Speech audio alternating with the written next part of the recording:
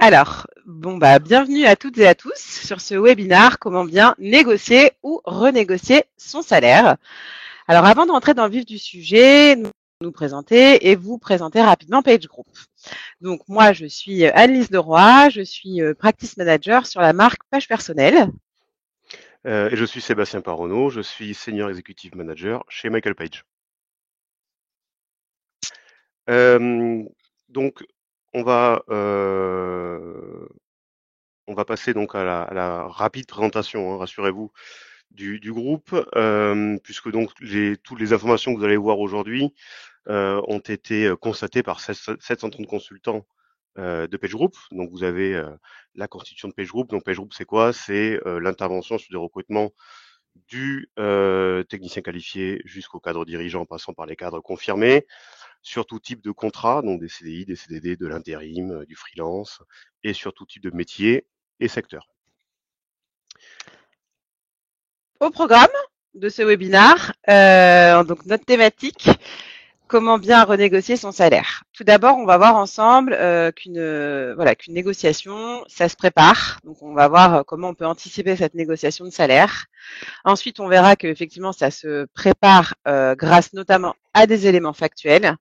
Et enfin, on essaiera de vous donner quelques tips pour réussir votre négociation de salaire ou votre augmentation. Et bien sûr, à la fin du webinaire, on répondra à toutes vos questions. Donc effectivement, merci Annie. Dans cette première partie, nous allons évoquer les timings logiques et les déclencheurs externes à identifier avant de débuter votre négociation de salaire. Donc le premier axe, comme je vous disais, est aussi sur deux cibles, hein, pardon. La première, c'est si vous êtes en processus de recrutement, donc pour changer d'entreprise, ou si au contraire vous êtes déjà dans une entreprise et que vous voulez donc juste renégocier votre salaire sans changer. Donc le premier, c'est le premier axe, donc sont donc les timings logiques. Donc quelque chose de logique, c'est si vous êtes dans un processus de recrutement classique, vous êtes dans un processus et donc bien sûr vous allez négocier votre salaire avant de prendre votre nouveau poste. Le deuxième, c'est l'élargissement de vos missions. Donc votre direction vous dit voilà, vous allez prendre plus de périmètre. Donc effectivement, ça paraît logique de pouvoir aussi prendre plus de salaire. Le troisième, c'est un changement de poste en interne. Donc là, pareil, vous restez dans votre entreprise, mais c'est un autre poste. Et donc, comme tout changement est aussi propice à donc renégocier votre salaire. Enfin, l'ancienneté sur un même poste. Ça fait 5 ans, 10 ans que vous êtes sur un même poste. Vous avez une certaine expertise et vous voulez revaloriser votre salaire. Et enfin, un timing un peu plus logique est l'évaluation annuelle, trimestrielle ou une sollicitation pour un point formel. Là, effectivement, c'est plus formel, c'est en général avec votre manager direct. Et donc là, on peut aborder ce sujet-là. Et on peut également aborder le sujet de l'augmentation lorsqu'on va être confronté à des déclencheurs externes. Alors, en déclencheur externe, qu'est-ce qu'on a voulu mettre en avant? Typiquement, une nouvelle personne qui arrive sur un poste équivalent au vôtre et vous avez appris que cette personne, a priori, serait mieux rémunérée. Donc, ça peut vous donner envie de renégocier votre salaire.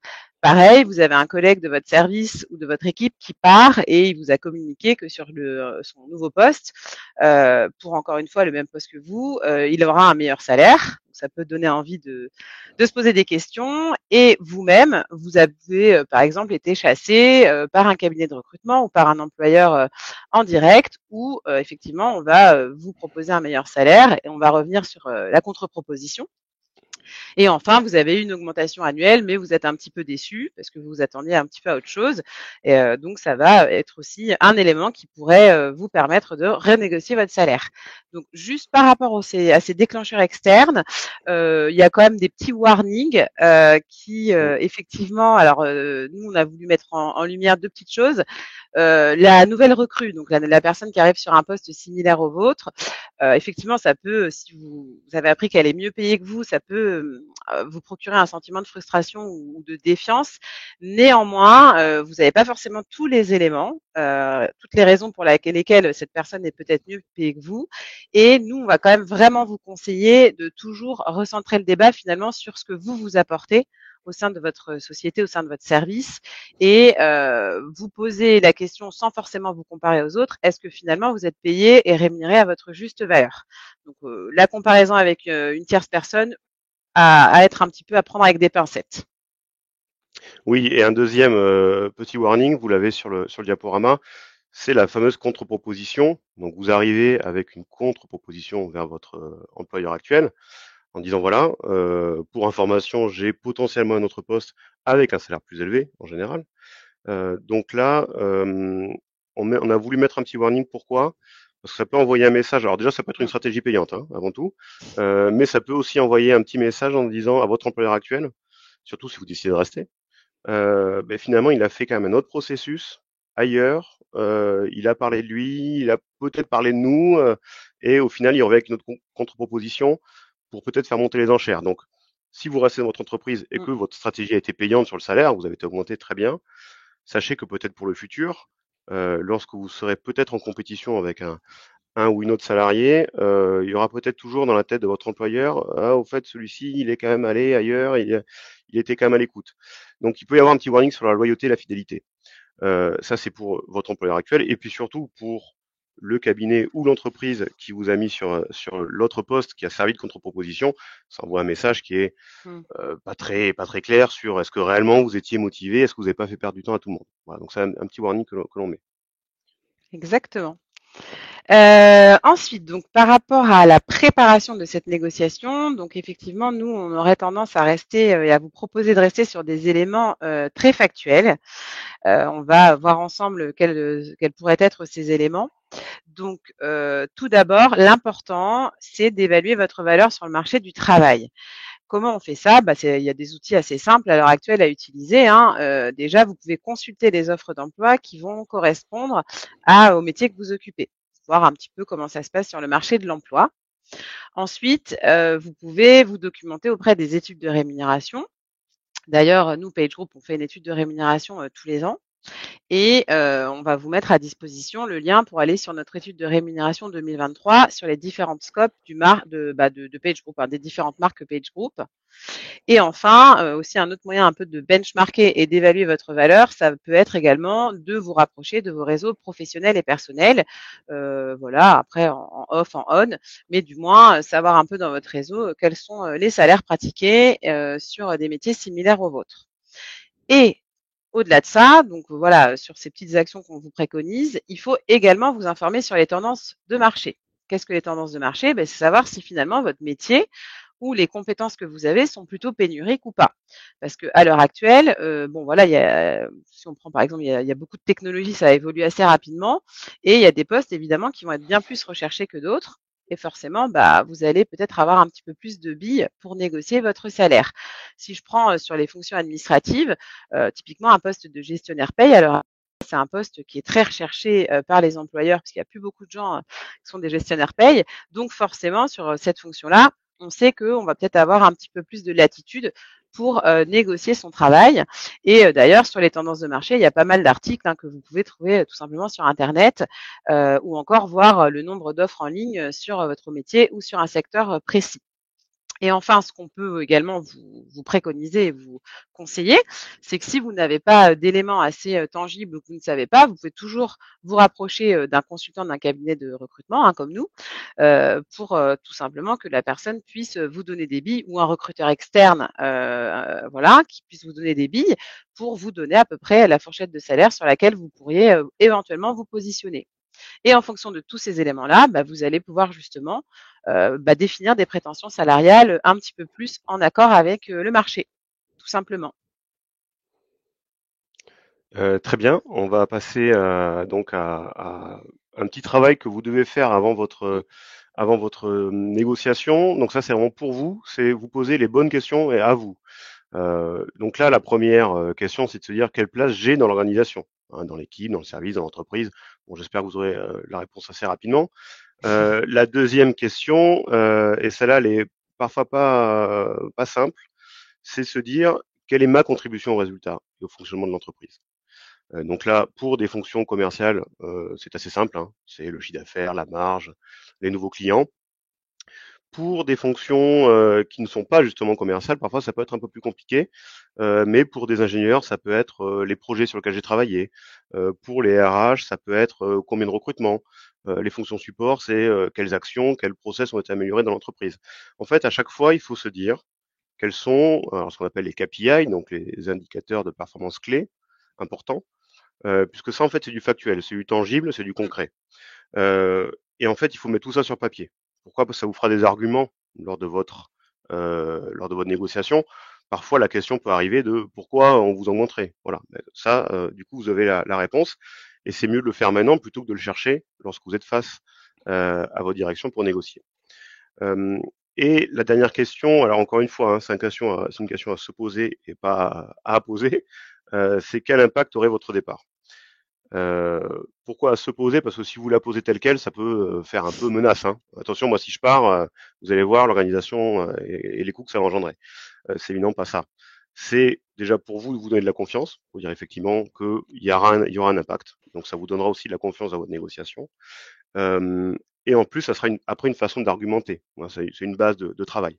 Globalement, il faut clairement identifier quelle est votre valeur ajoutée avant d'arriver à cet entretien de négociation. Tout à fait. Et pour un processus de recrutement, pardon, que finalement vous soyez en poste ou en recherche active, c'est pareil. Il y a des questions à se poser et notamment par rapport à cette histoire de package salarial qui peut être proposé par une entreprise. Alors, si vous êtes par l'intermédiaire d'un cabinet de recrutement, logiquement, normalement, le consultant qui vous accompagne sur ce recrutement va vous donner l'ensemble des informations. Il va vous parler du salaire, voilà, des primes éventuelles, des choses qui viennent agrémenter la rémunération annuelle. Si vous êtes en revanche entre guillemets non accompagné, c'est-à-dire que si vous passez un process de recrutement par vos soins chez un employeur potentiel, il faut quand même que vous ayez cette information à un moment donné. Ça peut être après le premier entretien, si vous avez eu un bon feeling avec la personne qui souvent ce sont les recruteurs, enfin les personnes au recrutement. Vous pouvez, si en tout cas l'information vous ne l'avez pas, vous pouvez demander voilà quel est le salaire proposé, est-ce qu'il y a un package. C'est des questions qui se posent. Hein, il y a pas de malentendu ou alors c'est pas aujourd'hui dans le recrutement on pose ces questions-là, c'est normal. Après, le deuxième point, c'est également savoir si justement cette fourchette salariale et en tout cas les avantages annexes, est-ce qu'ils vont vous convenir? Typiquement, quand je sais pas, hein, si vous avez un loyer, des charges diverses, voilà, de l'argent qui sort tous les mois, il faut que vous quand même en changeant de poste, il faut que vous puissiez savoir si finalement la fourchette et les avantages vont vous convenir. Il faut quand même avoir une notion et savoir aussi quelles sont aussi les dépenses mensuelles, annuelles au sein de votre foyer ou pour vous. Euh, mais effectivement, il faut aussi prendre en considération les compromis salariaux. Typiquement, après un ou deux entretiens, vous avez eu un bon feeling, le poste vous plaît, les missions, les valeurs de l'entreprise correspondent à vos valeurs, et vous avez peut-être le sentiment que effectivement votre fourchette haute ne sera pas atteinte. Il faut savoir, à l'heure actuelle, quand vous êtes dans un process, quel est votre seuil minimum au-dessous duquel vous ne seriez pas prêt à descendre. Donc ça, c'est pareil, c'est important, c'est des questions qu'on doit se poser en amont d'un process, pendant le process de recrutement, pour ne pas, après 4 ou 5 entretiens, si parfois les process sont très longs, finalement arriver un peu à une fin où vous allez refuser le poste pour des questions que vous auriez pu vous identifier en amont, et sinon c'est une perte de temps pour tout le monde. On met un petit warning quand même. Enfin, on Mmh. va parler d'un petit sujet.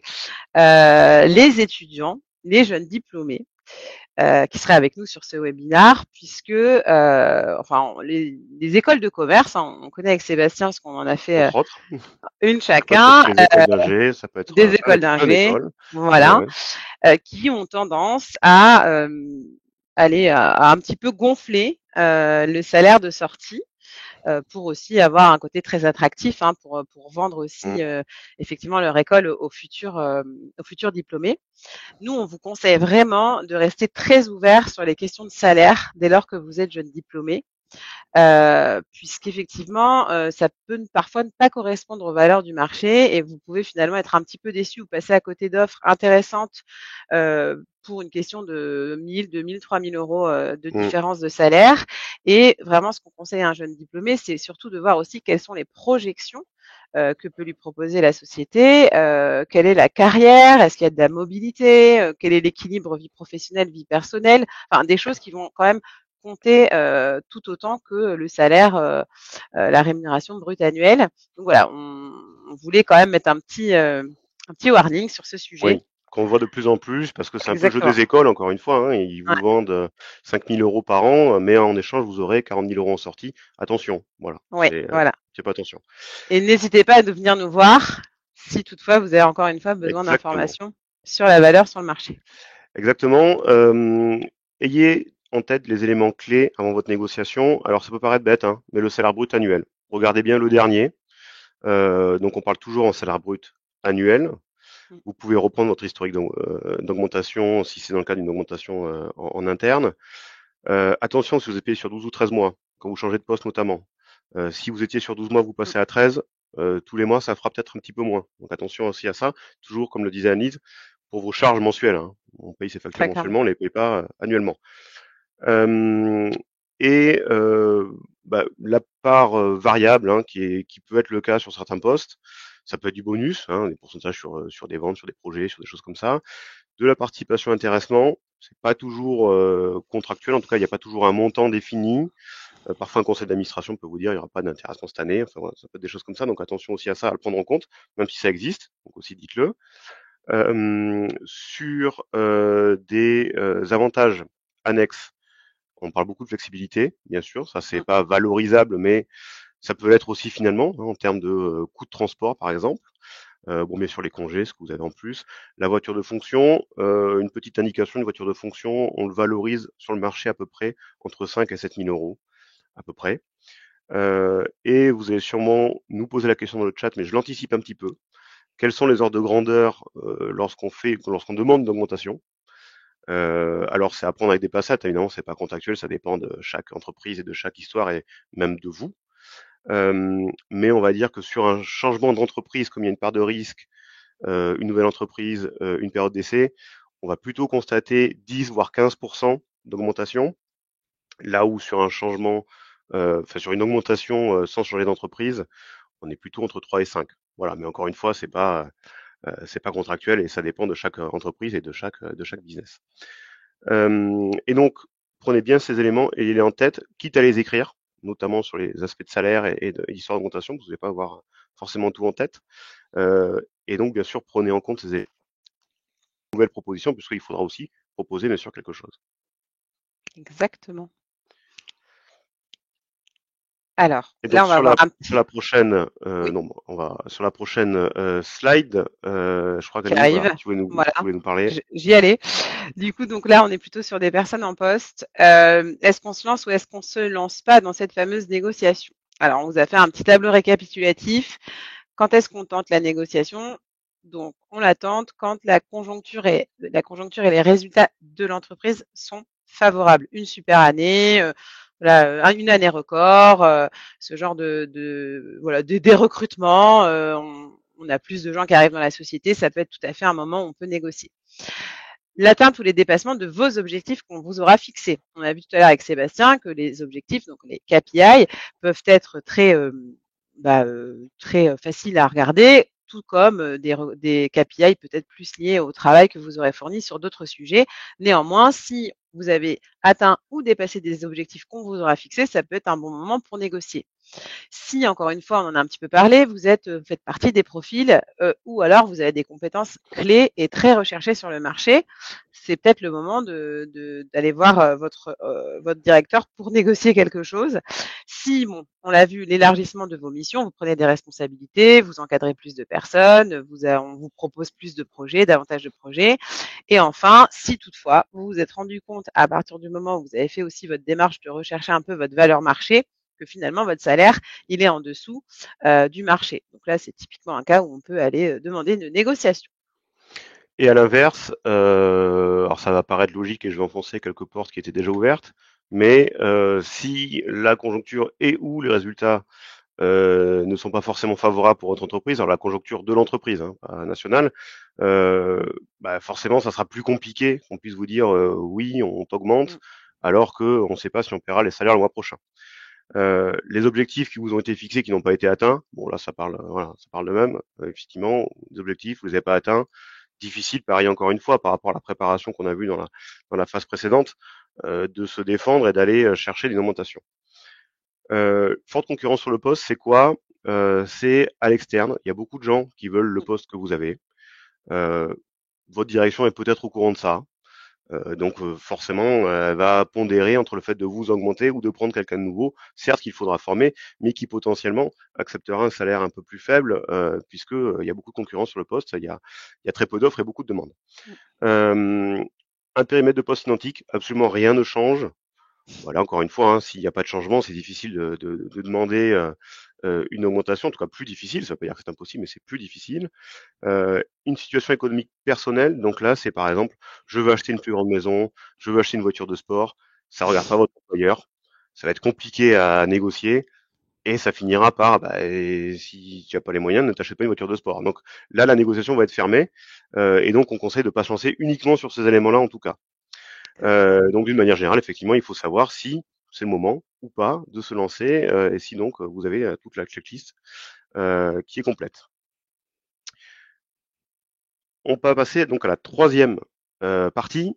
Et donc dans cette dernière partie, on va aborder les aspects pratiques, hein, la mécanique à mettre en place pour réussir votre négociation. Et donc il y a certains points à retenir pour une négociation réussie, avec donc les enjeux. Donc c'est déjà être préparé. On l'a vu avec Annelise et moi-même. Donc il faut bien être préparé, bien avoir pris toutes ces notes, avoir tous les éléments. C'est presque comme préparer un examen finalement. Il faut tout avoir en tête et sur papier. Contextualiser votre demande. Donc là, ça va être, ben voilà le contexte, voilà le marché, voilà la vision du poste. Donc je pense qu'on peut faire, voilà, je pense qu'on peut faire plus. Donc ça, faut l'avoir bien en préparation. Et faites une proposition cohérente par rapport à votre analyse, comme l'a dit Annelise tout à l'heure, sur le marché, sur l'attention sur votre poste, sur ce qui est faisable ou pas faisable. On a donné quelques autres de grandeur tout à l'heure. Donc il faut que ce soit bien sûr cohérent avec tout ça.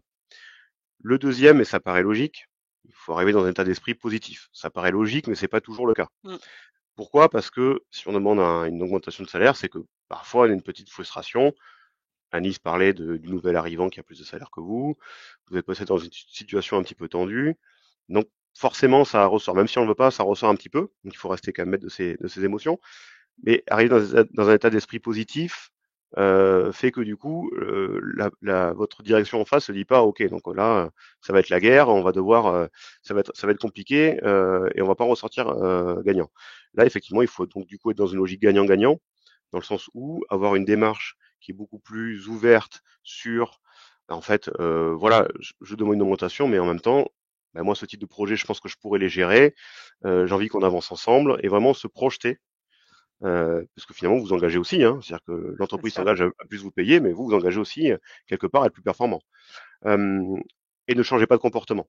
Donc, si effectivement il y a des allers-retours, parce que c'est une négo, hein, on verra tout à l'heure, bah, ne changez pas de comportement entre-temps, parce que ça pourrait du coup pallier à une issue favorable. Être ouvert à la discussion aussi, je fais un petit aparté, c'est pas que le salaire brut. Ça peut être aussi plein d'autres choses. Mettez-vous parfois à la place de l'employeur. L'employeur, le salaire brut, s'il vous paye 2000, lui va peut-être payer 3000. Vous toucherez 2000 et encore c'est du brut. À la fin, vous aurez 1500 peut-être. Donc, peut-être être plus intelligent. Est-ce que c'est pas des avantages en plus? Est-ce que c'est pas, si vous êtes par exemple en télétravail, une prime de télétravail? Est-ce que s'il y a des allers-retours réguliers entre votre domicile et l'entreprise, parce que justement vous travaillez loin, est-ce qu'il n'y a pas une partie en charge des frais? Donc, une prise en charge des frais. Donc, voilà, il faut être assez intelligent pour construire, parce qu'à la fin, ça fait quand même de la rémunération, hein.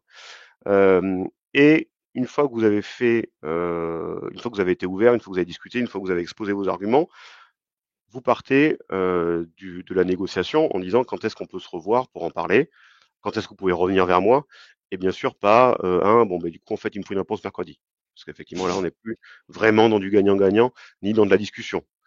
Donc voilà, ça c'est important et toujours rester effectivement plutôt positif. Tout à fait. Donc, il y a également des erreurs et des choses à éviter lors d'une négociation. On en a parlé. On ne se focalise pas sur le collègue qui gagne plus. On ne crie pas à l'injustice. Ce sont des arguments qui, malgré tout, sont très dans l'émotion et donc très peu factuels. Et ça peut arriver à une fin de négociation très rapide. Donc ça, on évite. Les mauvaises raisons de négocier, on les a vues avec Sébastien tout à l'heure. Tout ce qui touche à l'heure du personnel, on peut l'entendre, on peut le comprendre, mais finalement, c'est quand même très compliqué à utiliser pour revaloriser votre salaire. Menacer de partir ou remettre sa démission en espérant être rattrapé, pareil, c'est un petit peu maladroit. On est dans un rapport de force. Ça peut être vraiment mal perçu par votre employeur. Et même, on le redit, mais si cette menace, entre guillemets, elle aboutissait et que vous étiez augmenté, ça peut envoyer quand même un signal pas hyper positif à votre employeur. Et peut-être qu'il y aura quand même quelque chose d'un petit peu cassé pour la suite de la collaboration. Donc c'est quand même pas à faire. Et la C'est démission peut plutôt être à acceptée éviter. aussi, hein. Donc là, Et c'est la pas démission de peut et donc être là, acceptée. c'est dommage. Tout à fait. Avoir des exigences trop élevées, bon, là, c'est toute l'analyse que vous aurez faite hein, en amont. Faut être quand même assez raisonnable. Hein, on ne demande pas 30% d'augmentation quand la moyenne sur votre poste est plutôt aux alentours de 10%, ce qui est déjà très bien. Et enfin, on doit être ouvert à la négociation. Une négociation, c'est une discussion, donc faut écouter les arguments de la partie adverse, bien entendu. Donc, en résumé, on reste quand même sur des choses assez factuelles, en adéquation avec vos compétences et avec enfin, ce que vous apportez à votre entreprise, tout simplement. Petit point sur le bon moment, donc le timing et le bon interlocuteur. Donc, timing is everything. Qu'est-ce que ça veut dire? Bah, finalement, c'est un petit peu essentiel aussi dans votre négociation. Se poser les questions. Est-ce que j'attends ma date anniversaire? Est-ce que j'en parle lors de mon point annuel, de mon évaluation? Est-ce que je sors un peu de ces étapes dites un peu plus classiques pour solliciter mon manager?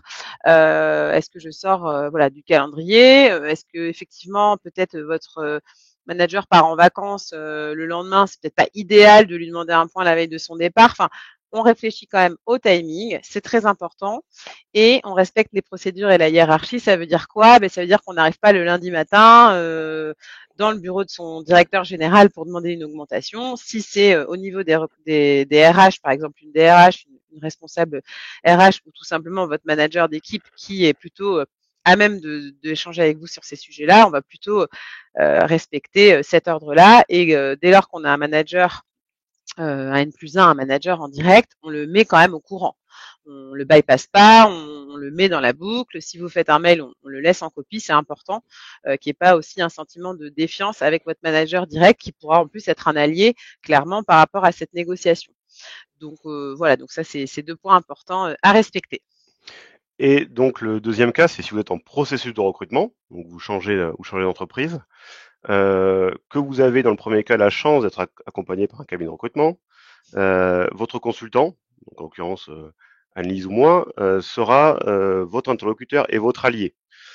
Pourquoi? Parce que lui connaît l'entreprise, connaît le RH, le dirigeant, peut-être votre potentiel futur manager, euh, et il est aussi là pour que ça se fasse. Il est aussi là pour vous aider. Donc n'hésitez pas à vous appuyer sur lui, à demander des conseils sur cette partie négociation de salaire. Parce qu'effectivement, l'idée, c'est pas que votre salaire s'envole, c'est pas non plus que vous soyez sous-payé, puisque vous partiriez dans le mois qui suit, donc ça n'a aucun intérêt ni pour les uns ni pour les autres. Et il sera de bons conseils par rapport aussi au marché, puisqu'il voit, c'est son métier, à la fois des entreprises et des candidats toute la journée. Euh, donc voilà, appuyez-vous bien sur lui. Si vous êtes directement en face de l'entreprise, euh, attention de pas forcément parler dès le début. Hein, comme disait Annelise, le timing est important aussi dans un processus de recrutement. Donc si vous voyez que c'est vraiment un premier entretien, une demi-heure en visio, avec une personne du service RH qui est pas forcément la décisionnaire finale évidemment, Mm. et qui va en plus vous poser des questions plutôt sur ce que vous avez fait, votre parcours, votre personnalité. Euh, bon, n'allez pas vous-même là directement sur le salaire très rapidement. Alors bien sûr, si on vous pose la question, faites pas le Bien mystérieux, sûr. hein, évidemment, faut répondre, hein, et de manière assez précise. Mais après, on va plutôt en parler en termes de timing sur peut-être le deuxième entretien, le troisième. Le deuxième entretien, c'est très souvent avec votre N+1, celui qui sera votre N+1. Ça peut être après avec la direction générale. Donc voilà. Là, évidemment, on en parle, on commence à rentrer un petit peu plus dans les détails. Après, il y aura aussi une négociation, hein, mais qui arrivera un tout petit peu plus tard. Mais effectivement, vous pouvez en parler à ce moment-là. Mais de manière aussi habile, hein. N'allez pas dire, moi, je veux ça. C'est bah, combien vous imaginez le salaire sur un poste comme celui-ci. Enfin, voilà, c'est plutôt des questions assez ouvertes. Euh, et également un point qui nous est très cher Mm. avec Annelise, ne Oui. changez pas vos prétentions au fur et à mesure du process, parce que vous sentez que la mayonnaise prend bien. Donc vous dites, si je rajoutais 5-6 cas par-ci par-là. Alors très mauvais message déjà, parce que nous on va pas passer pour des gens sérieux parce que on a donné une valeur qui après était pas la bonne, et en plus vous non plus, et ça aboutira pas à quelque chose de bien.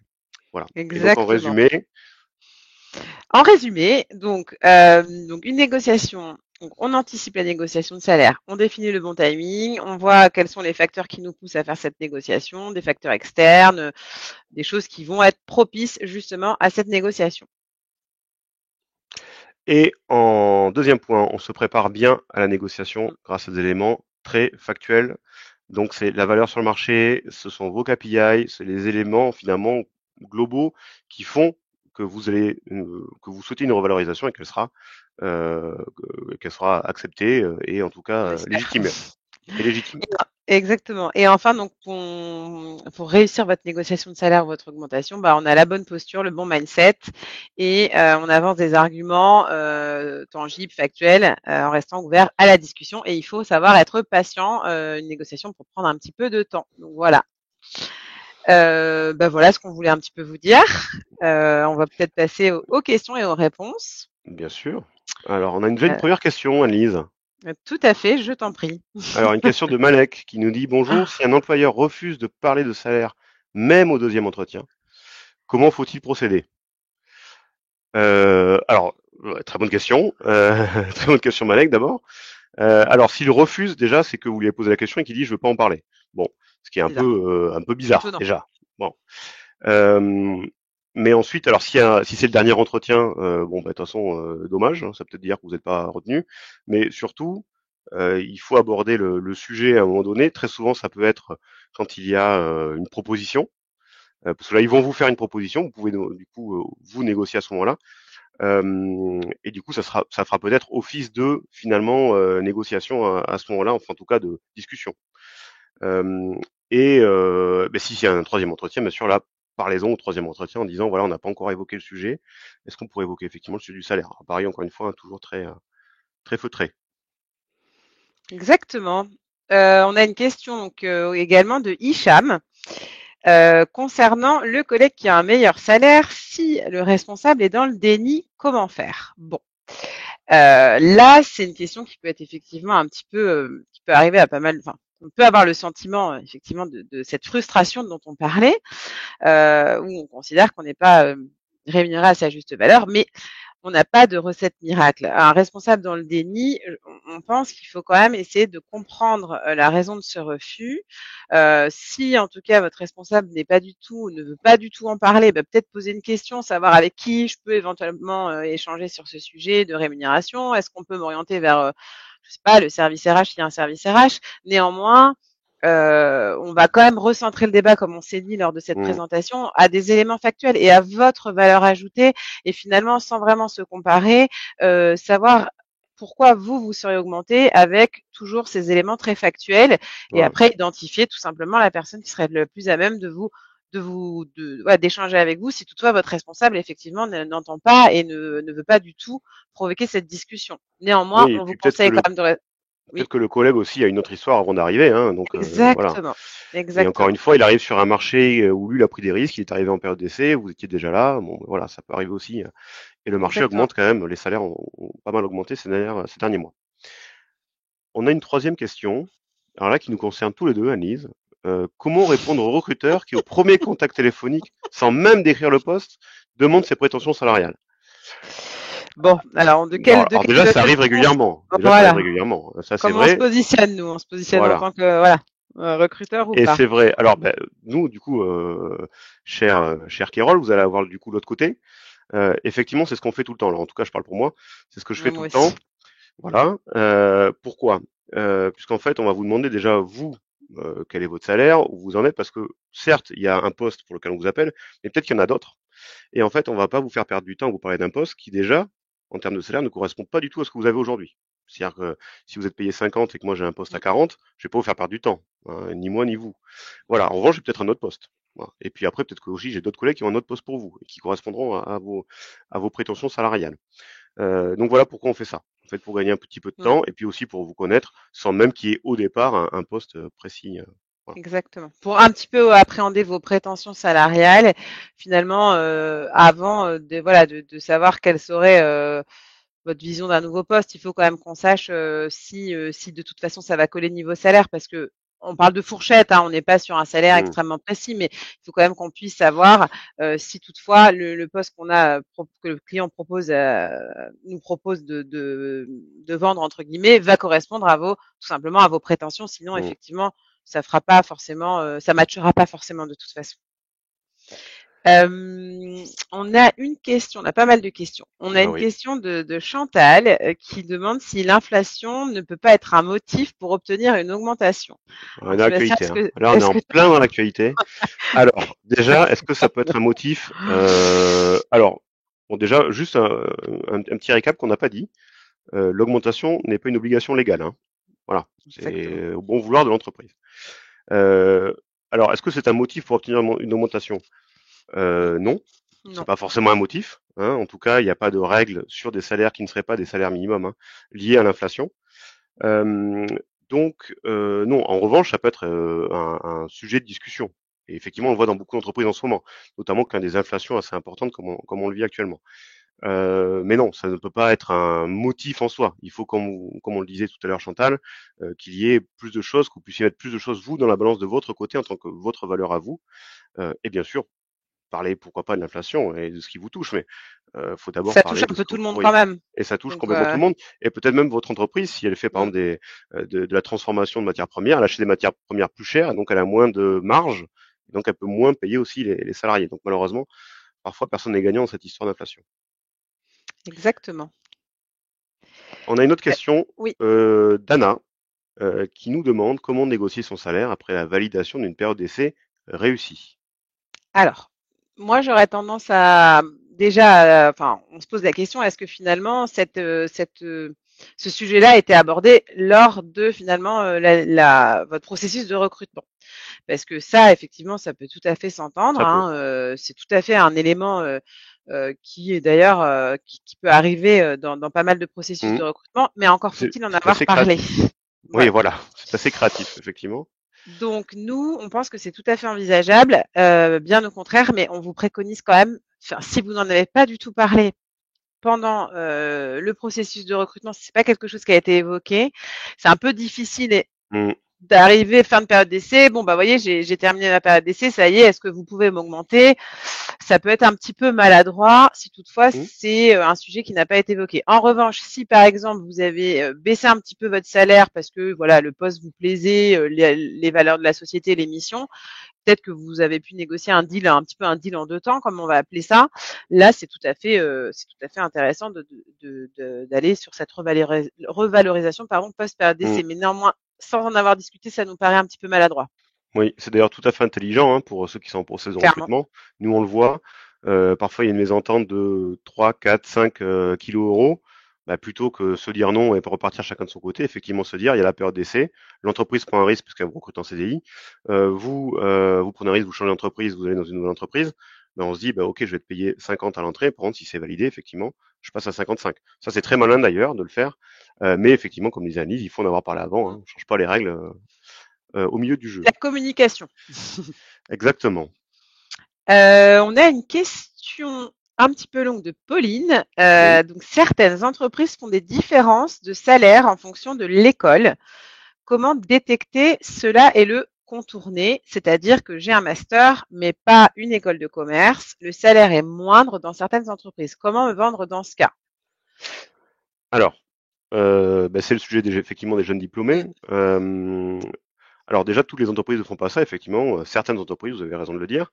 mm, Euh, Comment le détourner? Malheureusement, vous n'avez pas changé votre diplôme. Donc en fait, si l'entreprise en face, elle se dit que le top 10 école de commerce, ça vaut ça, et que ceux qui sont pas dans le top 10, ça vaut ça, il y aura pas grand-chose. Donc le détourner, c'est compliqué. euh, bah, mis à part faire un faux diplôme, ce que je vous conseille évidemment pas, il y a pas de solution. Voilà. Peut-être se dire qu'il faut changer de cible d'entreprise, parce que évidemment vous avez des valeurs qui correspondent peut-être pas, parce qu'un salaire c'est un diplôme, bon peut-être pas forcément, enfin en tout cas même une école. Donc bon là il n'y a pas vraiment de sujet. Comment Mm, vous vendre dans ce cas-là? Bah, parlez de vous, de ce que vous avez, parce que peut-être qu'en fait, ils parlent de cette école qu'ils ne connaissent peut-être pas. Donc, parlez du cursus, Mmh. de ce que vous avez fait. Dans votre CV, détaillez peut-être beaucoup plus dans cette partie-là, et dans vos expériences, bah, ce que vous avez pu faire, les cours que vous avez pu suivre, les stages que vous avez pu Ce que intégrer. vous avez mis en place dans les Voilà, ce que vous avez mis en entreprises, place. votre valeur Et ajoutée. exactement. Et finalement, la personne verra, l'entreprise verra que c'est peut-être pas si différent d'une école de commerce. Et parfois, effectivement, l'université souffre d'une réputation qui est un peu moindre qu'une école de commerce, même Bien si ça sûr. tend un petit peu à changer. Mais voilà, c'est plutôt à vous de le mettre dans votre CV, dans une lettre de motivation, dans un contact que vous pouvez avoir directement sur LinkedIn, par exemple, à être plus présente qu'une seule école de commerce. Voilà. On a une question de Claire. Lorsque l'on est en recherche d'emploi et que l'on a déjà quitté son ancien poste, peut-on négocier son salaire en entretien de la même manière que si on était encore en poste? Alors pour moi, oui. Pour Oui, moi, comme on s'est dit, effectivement, alors quand on est en poste, on a le sentiment, peut-être d'être un peu plus, vulnérable. voilà. En revanche, non, à l'heure actuelle, si on parle de vos compétences, de votre valeur marché, de ce que vous, voilà, de la fourchette auquel vous pouvez prétendre, que vous soyez en poste ou pas, c'est pas censé, changer trop la donne et il faut pas avoir le sentiment que comme vous êtes en recherche et pas en poste, que finalement, l'employeur en face va avoir tendance à vouloir baisser vos prétentions en se disant: «Bah oui, mais comme il a rien, en Hmm, fait, il va accepter». Bah, non, ça c'est un peu un raccourci qu'on peut faire et de toute façon à l'heure actuelle, le marché est quand même plutôt en faveur quand même du candidat, faut quand même en avoir, conscience et que non, on rémunère à sa juste valeur la personne, hmm, qu'elle soit en poste ou en recherche. Donc on bien baisse pas sûr. ses prétentions, Et si vous passez par un cabinet de recrutement, nous, ce qu'on dit à nos clairement. clients, c'est même si la personne n'est pas en poste, c'est pas pour Mmh, autant qu'elle ne vaut rien, hein. exactement. Et effectivement, j'abonde dans ton sens, Annelise. Le marché fait que la Mmh, personne qui n'est pas en poste est presque plus intéressante aujourd'hui, tellement il y a une exactement, tension que la personne exactement. qui est en poste, presque. Bon, bien sûr, ça, il y a plein de vraiment pour les deux personnes qui seraient à égalité. Mais donc voilà, il faut pas se dire, je suis pas en poste, du coup, je suis moins bankable entre guillemets. Hein, c'est pas vrai. Exactement. C'est pas vrai du tout. Exactement. On a une question de Chris. Est-ce que calquer son salaire sur celui d'un nouvel arrivant de même catégorie que vous, mais qui touche nettement mieux que vous, est judicieux, sachant qu'a priori, chacun est libre de négocier au mieux son contrat? Alors, Chris, est-ce que c'est judicieux? Bah, c'est un peu ce qu'on a dit depuis tout à l'heure. Hein. C'est-à-dire Ouais, qu'effectivement, se calquer sur quelqu'un, c'est jamais très judicieux, parce que encore une fois, chacun est avec son histoire. On peut se dire, oui, mais c'est diplôme équivalent. Bon, il a peut-être une personnalité différente, il a peut-être plein de choses différentes. Donc, je suis pas sûr que ce soit très très judicieux. Effectivement, vous avez un peu répondu à la question. Chacun est libre de négocier son contrat. Donc déjà, peut-être qu'il a été meilleur, peut-être qu'il a apporté aussi d'autres choses, peut-être d'autres garanties sur une masse de travail, sur des projets, sur je ne sais quoi. Donc honnêtement, non, il faut pas calquer son salaire. Hein. Votre salaire, il vous appartient, c'est votre négo et voilà, faut pas le faire. Enfin, en tout cas, voilà, je pense qu'il faut pas forcément se focaliser encore une fois que là-dessus. C'est un élément du marché, ça c'est indéniable, mais il faut pas baser son argumentation que là-dessus. On a une question de Pauline. Est-ce qu'il est possible de tourner la question plutôt comme quel est votre budget sur ce poste? oh oui, oui, oui, Oui. clairement. Alors après, ça dépend ce qu'on entend budget. On parle bien de salaire. Mm. Oui, bien entendu. À quelle fourchette de rémunération vous avez pensé? Qu'est-ce que oui, vous pouvez tout à fait renvoyer la balle à l'employeur. Bien au contraire, ça montrera aussi que vous êtes assez ouvert, puisque vous Bien laissez sûr, l'employeur d'abord prendre un peu le pas sur cette question. Donc non, non, ça évidemment. c'est une bonne chose. Ça correspond tout à fait à ce qu'on disait tout à l'heure, hein. C'est tourner plutôt des questions comme ça. Alors évidemment, c'est Question pas ouverte. voilà, question ouverte, c'est pas assez payé combien, hein. Bon, c'est logique, hein, je préfère quand même le dire. Quel est votre budget pour Pauline? Peut-être que vous avez travaillé dans le recrutement, parce qu'effectivement, parfois on parle un peu comme ça. Mais en tout cas, c'est à quel salaire vous imaginez sur ce poste-là. Voilà, des questions un peu comme ça. Euh, Tu veux répondre Question. à la suivante? Je réponds à la suivante, à Sonia, qui nous demande Oui, bien sûr. que faire si le responsable ne nous donne pas de réponse, même au bout de 6 mois. C'est pas Bon, très déjà, sympathique. déjà s'assurer qu'il est encore dans l'entreprise, parce qu'il est plus là. C'est quand même bizarre au bout de 6 mois qu'il vous parle plus. Euh, Euh, Bah là, là, quand même, alors déjà je pense. Sonia, ouais, ça sent pas très bon Sonia déjà, hein, premier élément de réponse. Deuxième, n'hésitez pas à le relancer. Mais Ouais, toujours pareil, hein, on y va tranquille. Hein. Il me faut une réponse, sinon je m'en vais. Hein, non. C'est voilà, on avait parlé de ça il y a 15 jours. Quand est-ce que vous pensez revenir vers moi et le faire régulièrement. Encore une fois, pas tous les jours, voilà, mais voilà, le faire régulièrement. Il faut quand même que votre responsable comprenne et entende. Alors peut-être que là, il élude, en l'occurrence, dans votre cas, en vous donnant pas de nouvelles, en se disant bon, à un moment donné, elle va peut-être entre guillemets lâcher l'affaire. Mais il faut que vous fassiez preuve de ténacité sur ce sujet-là pour que la personne comprenne que c'est un vrai sujet pour vous et que du moins, en tout cas, vous estimez avoir le droit d'avoir un retour. Donc oui, on relance quand même de façon régulière pour provoquer la discussion. En plus, on a une question d'Olivier, je pense, hein, c'est ça? C'est ça. Alors, quelle est la OK. différence moyenne dans les salaires de la région Île-de-France par rapport à la Ah. province? Mmh. La fameuse question Paris-province. Alors, on a ça déjà, ça dépend un peu des postes et des Ouais, entreprises, hein, parce que vous avez des entreprises qui ont leur siège en province, donc un poste de siège est parfois plus rémunéré qu'un autre.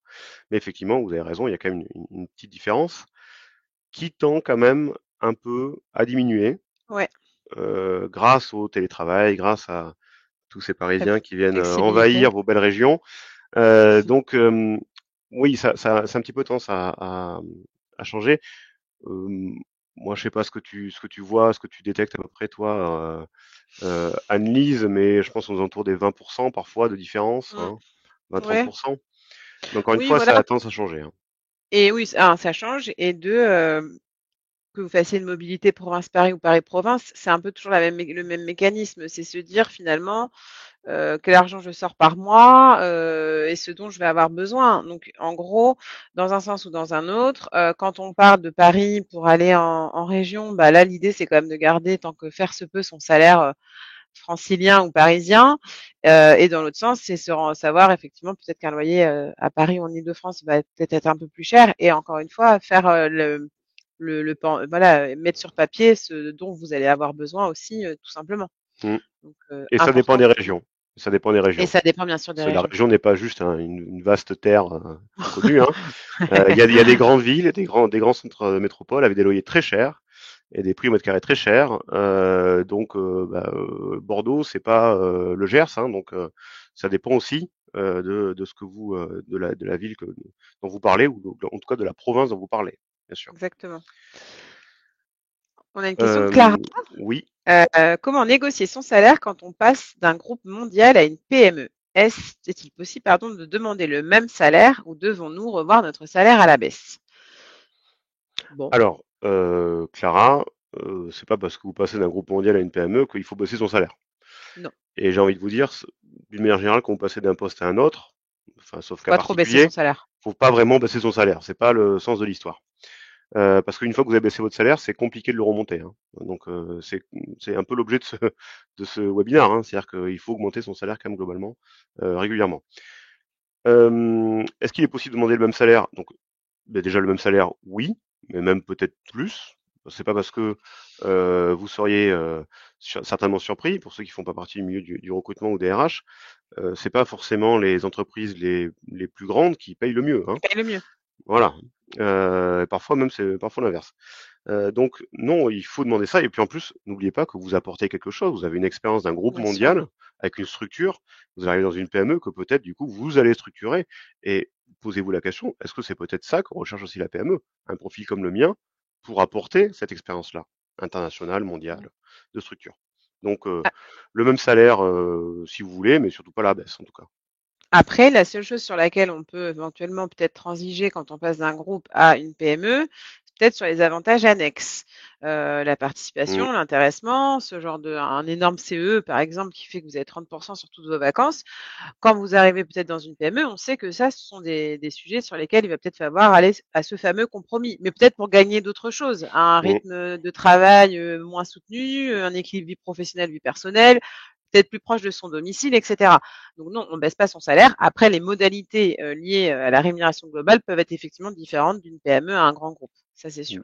bien sûr. Et toujours ayez en tête hein, de valoriser vos avantages. Parce qu'effectivement, à la fin, on peut se retrouver à moins. On avait une question D'Abdelkrim, ouais. d'Abdelkrim. Avoir un profil junior est-il un frein à la renégociation salariale? Alors, ça dépend ce qu'on entend par profil junior. Est-ce qu'on est junior sorti tout juste des études? Est-ce qu'on est junior avec 2 ans d'ancienneté? Donc junior, c'est un petit peu vague. Mm. Quels sont finalement, les us et coutumes de votre société? Est-ce qu'il y a des évaluations ou, des augmentations peut-être annuelles? Là, il faut un petit peu plus d'éléments pour, pouvoir vraiment, vous répondre de façon précise. Heu Maintenant, avant de effectivement négocier son salaire, c'est toujours pareil. Il faut quand même avoir une assise, avoir peut-être eu des réalisations, toujours des choses un peu factuelles qui vont tout simplement vous permettre un peu d'aller chercher cette négociation. Après, rien n'empêche de négocier quand vous êtes un talent et que vous Mm. avez les compétences les plus recherchées sur le marché, même si vous êtes junior. Dans ces cas-là, rien ne vous empêche de négocier. Oui, Mais ça, pensez bien à voilà, votre valeur à vous, hein, plus qu'à voilà, toujours. à Mm. votre expérience. Si un ou 2 ans d'expérience d'un très bon profil, c'est pas la même chose que 1 ou 2 ans d'expérience d'un profil plutôt moins bien, hein. Donc Qui est moins recherché sur le voilà, marché, pensez effectivement. aussi à ce qu'on appelle les soft skills, hein, ce que vous êtes vous, et pas uniquement ce que vous représentez. Tout à fait.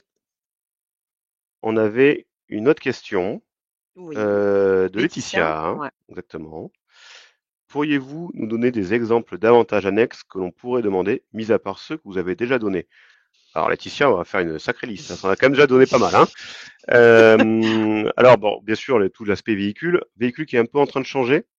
On Oui. voit de plus en plus, pourquoi pas du scooter électrique de fonction. Alors désolé, je m'adresse un peu aux Parisiens et aux grandes villes, hein, mais des scooters électriques. Ça peut être du vélo, ça peut être, bon, bien sûr, la traditionnelle voiture avec sa carte essence, enfin, Mmh. etc. Ça peut être, comme on le disait, participer aux frais, hein, il y a de plus en plus de télétravail. Alors si le télétravail n'est pas obligatoire dans votre entreprise et que c'est vous qui le prenez, difficile de demander une sorte d'allocation de télétravail. Quand c'est plus obligatoire, là, c'est un peu plus simple d'aller demander justement une participation aux frais en fait, hein, de votre loyer, de l'équipement, etc. Il y a Après, je sais également, pas. la participation, l'intéressement. Alors Oui, bien c'est sûr. de la rémunération quand même. Après, c'est pas forcément ça peut être des avantages. Le Mm. CE, voilà, un bon CE, ça peut rentrer dans la balance. Les fameux tickets Heu, resto, hein, dont on tout parle à pas fait, assez. Ça peut être exactement. les tickets CESU, hein, je crois aujourd'hui, hein, que c'est Oui, tout à les fait. chèques pour de l'emploi à domicile, par exemple. En fait, toutes Mmh. ces choses qui effectivement, Les vous avez crèches, des places en crèche, les par fameuses places en exemple. crèche. Voilà. Mmh, Mais effectivement, ça peut être tout ça, qui n'est pas du salaire brut, mais qui en tout cas mmh, n'est pas de l'argent chez vous qui sort. tout à fait. Donc c'est au final de la rémunération un peu déguisée, mais qui arrange un peu tout le monde, pour des raisons souvent fiscales, mais pas que. On espère, Licia, que la liste a été complète là, hein. On ne peut pas faire beaucoup plus. Alors, on a une toute dernière question. Donc, ce sera celle de Nathalie. Comment renégocier son salaire peu de temps après son arrivée quand les missions réalisées sont finalement bien plus larges que celles de la fiche de poste? Ce qui peut arriver assez souvent. Oui, Et là, c'est vrai que parfois on peut se sentir un petit peu un petit peu lésé. Mmh. exactement. Bon, qu'est-ce qu'on peut faire à ce moment-là? Hem, Il faut solliciter déjà votre manager. exactement. Première Oui. chose à faire. Effectivement, vous Échanger avec votre reparlez, manager. voilà, échanger avec le manager, reparler de la fiche de poste. Comme en plus elle est toute fraîche parce que vous êtes arrivé il y a pas très longtemps Eh ouais. visiblement. Dire: ben voilà, il y a ces missions-là. Alors Et soyez en pas non plus, plus je gère ça, ça, en ça. et voilà, et il y a ça en plus. Mmh, Donc finalement, ça rentre un petit peu dans ce qu'on disait tout à l'heure avec Annie sur l'élargissement de vos missions. Sauf que là, c'est clairement. en fait dès le C'est départ. rapide, quoi. Voilà. Voilà, c'est très, très rapide.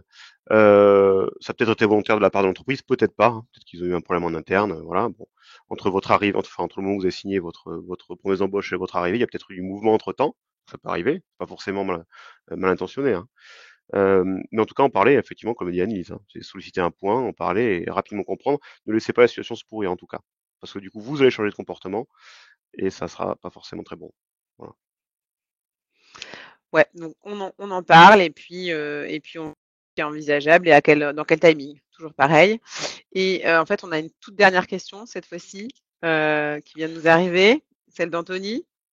Ah oui, celle d'Anthony, Ouais, qui nous arrivait sur le gong, tout à Anthony, hein. fait, sur le fil. Vous avez évoqué que lors d'un process de recrutement en direct, on pouvait éventuellement contacter un consultant Michael Page pour du conseil sur la rémunération. Comment procéder, s'il vous plaît? Ah bah ça, on adore. Très bonne Ah bah question pour non, finir. évidemment. Quand vous procédez, vous pouvez nous contacter sur nos LinkedIn, hein, Ouais. voilà, sur nos LinkedIn de recruteurs. Vous pouvez aussi, et là, transition toute trouvée avec ce dont Alice allait parler, l'étude de rémunération, déjà pour vous voir, parce que ça a été réalisé donc par PageGroup. Et puis après, déjà aussi postuler, hein. Pourquoi pas, hein, Oui. postuler En fait, et réclamer un échange. quand vous postulez, si vous voulez, juste pour comprendre un petit peu la mécanique chez nous, si vous postulez à une offre, finalement, ça fait un peu apparaître votre candidature, votre CV, clairement, sur, on va dire, notre base de données et le consultant en charge de l'offre qui vous intéresse va pouvoir prendre connaissance de votre candidature en un clic. En toute logique, il va vous contacter pour justement vous créer un dossier chez nous qui servira peut-être jamais, mais en tout cas qui provoquera cet échange et qui vous permettra d'avoir une idée un peu plus précise de votre valeur marché. Il y a plusieurs moyens, le LinkedIn d'un consultant page ou alors effectivement postuler à une de nos offres. Voilà. Et en général, LinkedIn, ça peut être une bonne solution pour Mmh, combiner les deux, hein, et compléter ce que dit clairement. Annelise. C'est, vous voyez qu'Annelise ou moi-même avons postulé une annonce sur LinkedIn. Alors déjà, si ça vous intéresse, postulez, hein. Ça peut paraître bête, mais certains ne postulent pas en disant je suis intéressé par telle offre. Déjà, faut postuler. Et ensuite, et bien effectivement, dire voilà. Alors pareil, on a beaucoup de demandes, hein, donc désolé si on Mmh. répond pas toujours dans les temps, hein. Mais voilà, dire voilà, je suis intéressé par telle offre. Est-ce qu'on peut avoir un échange parce que je pense correspondre. Lisez bien l'annonce si vous correspondez bien aussi, Oui, c'est important. Et donc pour aller plus loin, oui, Annelise. pour aller plus loin, qu'est-ce qu'on peut vous proposer? Donc, Alors, le lien des études de rémunération 2023, donc on en a parlé. mhm. Nos catégories de job à impact positif. Si Sébastien, tu vas en parler très rapidement. Oui, impact positif, ça va être tous ces postes. Alors on parle beaucoup d'écologie, mais pas, il peut y avoir plein d'autres choses hein, dans l'impact positif d'une manière générale. Donc ce sont en fait, vous voulez redonner du sens à votre carrière. On a ces postes-là qui sont clairement identifiés et nous on vérifie bien sûr que c'est un vrai impact positif. Et donc vous pouvez créer un filtre, en tout cas aller directement postuler sur ce type de poste si ça vous intéresse particulièrement. Exactement. Et enfin, réussir sa recherche d'emploi, comment on prépare sereinement votre candidature grâce à ce qu'on s'est dit, hein, c'est-à-dire nos conseils, nos précieux conseils Mhm. sur différents éléments. Et on se ferait un plaisir, évidemment, pour ceux qui n'ont pas de dossier chez nous, de pouvoir vous accompagner dans votre recherche d'emploi, que ce soit par notre intermédiaire ou finalement en direct chez un client. Avec plaisir. Du coup, il ne nous reste plus qu'à vous souhaiter de très très bonnes négociations. Voilà, en espérant qu'elles soient fructueuses, et que si elles ne marchent pas, écoutez, vous pouvez bien sûr nous envoyer vos CV Exactement. et postuler, on vous répondra et on augmentera votre salaire, on espère, avec plaisir. Voilà. Voilà. Merci à tous et à toutes. Merci beaucoup à Bonne tous. fin de journée.